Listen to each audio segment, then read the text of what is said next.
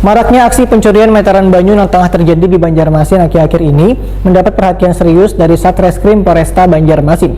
Dari pengaduan PDAM Banjarmasin dari bulan Agustus hingga awal September 2021, sudah ada 40 meteran banyu milik pelanggan yang hilang di Cuntan. Kerugian PDAM Banjarmasin akibat dicuntannya meteran banyu ini mencapai 13,6 juta rupiah. Berikut untuk kabar yang selengkapnya. Maraknya aksi pencurian meteran banyu yang tengah terjadi di Banjarmasin akhir-akhir ini mendapat perhatian serius dari Satreskrim Polresta Banjarmasin. Dari pengaduan PDAM Banjarmasin dari bulan Agustus hingga awal September 2021 sudah ada 40 meteran banyu milik pelanggan yang hilang di Cuntan.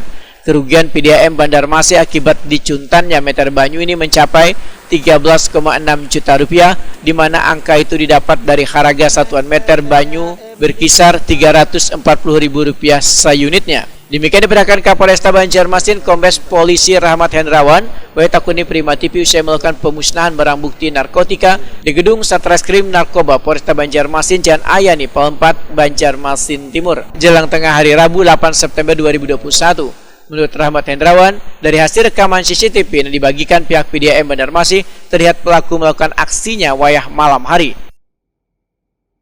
Kalau dari Polres ini ya itu makanya kan tadi sudah ada pembicaraan bahwa sebelum saya menjabat juga memang sudah ada kasus pencurian itu dan pernah ditangkap dan sekarang marak lagi memang masyarakat. Nah, apakah ini dengan kasus yang lama orang yang lama atau mungkin pernah sekongkol atau dengan sindikat seperti itu, nanti kita cari itu. Nah, kalau itu memang hanya murni dia mencuri kemudian untuk menjual lagi kan sekarang banyak bangun perumahan apa.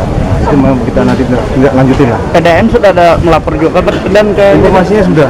Informasi sama Satreskrim kita 2x24 jam nanti saya sampaikan untuk mencari tersangkanya. Siap. Akan dicari.